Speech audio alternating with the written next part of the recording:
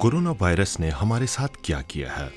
परिवार, दोस्तों और अजनबियों के साथ हमारे रिश्तों और हमारे आत्मविश्वास पर इसका क्या असर हुआ है? जर्मन मनोवैज्ञानिकों की एक टीम इस बारे में लोगों से एक ऑनलाइन सर्वे में जानकारियां जुटा रही है। सर्वे के नतीजे बताते हैं कि हमारे मानसिक स्वास्थ्य पर कोरोना महामारी के क्या-क्या प्रभाव पड़े हैं। माल्टे श्विंगर मानसिक स्वास्थ्य पर रिसर्च करते हैं। तो वो क्या चीज है जिससे हमें अच्छा महसूस होता है?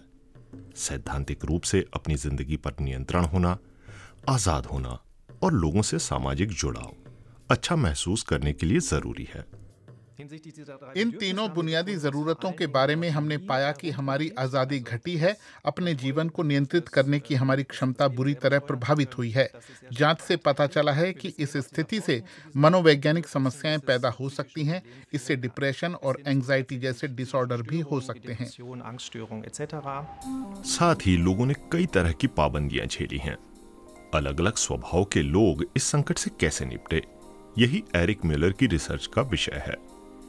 एक नतीजा ये निकला कि अंतर्मुखी लोगों पर इन पाबंदियों का बहुत ही बुरा असर हुआ है। इससे उनमें अलग थलग पड़ जाने की भावना और मजबूत हुई। लेकिन सिर्फ उन्हीं लोगों के साथ ऐसा नहीं हुआ।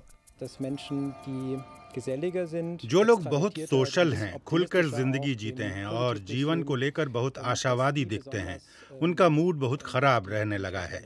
खास तौर पर उन पर इस संकट का बहुत बुरा असर हुआ है। हम मानते हैं कि इसकी वजह सामाजिक पाबंदियां ही हैं, जिनकी वजह से सामाजिक संपर्क कम हुआ है।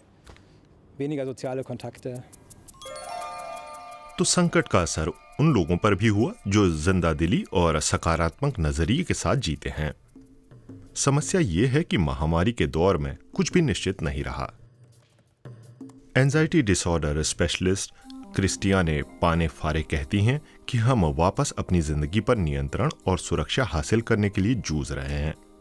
धड़ाधड़ चीजें खरीद रहे हैं, साफ सफाई का ध्यान रख रहे हैं और बीमारी के लक्षणों पर नजर रख रहे हैं। अपने शरीर पर नजर रखना बहुत जरूरी है, लेकिन सवाल है किस हद तक। हमने देखा है कि अगर माता पिता बच्चों की परवरिश के दौरान नाक बहने या फिर दिल थोड़ा तेज धड़कने जैसी मामूली बातों को बहुत ज्यादा अहमियत देते हैं, तो उनके बच्चों में आगे चलकर चिंता या डिप्रेशन होने का जोखिम ज्यादा रहता है। बड़ा सवाल ये है कि क्या ये असर सिर्फ कोरोना महामारी तक है या आने वाली पीढ़ियां भी इससे प्रभावित होंगी। निश्चित तौर पर समाज की सबसे अहम इकाई परिवार पर इसका असर पड़ रहा है। हाना क्रिस्टियानसेन खास तौर से होम स्कूलिंग से आए बदलाव की पड़ताल कर रही हैं। सर्वे में बहुत से माता पिता की शिकायत है कि उन्हें स्कूलों से पर्याप्त मदद नहीं मिल रही है।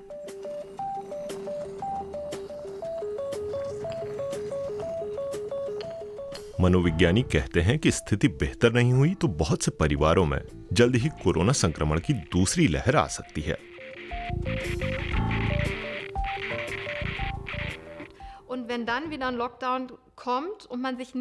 अगर फिर से लॉकडाउन लगा तो परिवारों में तनाव बढ़ेगा। हमने देखा है कि कुछ हद तक परिवार पहले ही लक्ष्मण रेखा तक पहुंच गए हैं और उनका कहना है कि अब और आगे ऐसा नहीं चल सकता। इतना ही नहीं, अनिश्चितता की स्थिति हमें वापस महिलाओं और पुरुषों की पारंपरिक भूमिकाओं की तरफ धकेलती है। मतलब महिलाएं घर संभालें और पुरुष बाहर से कमा कर लाएं।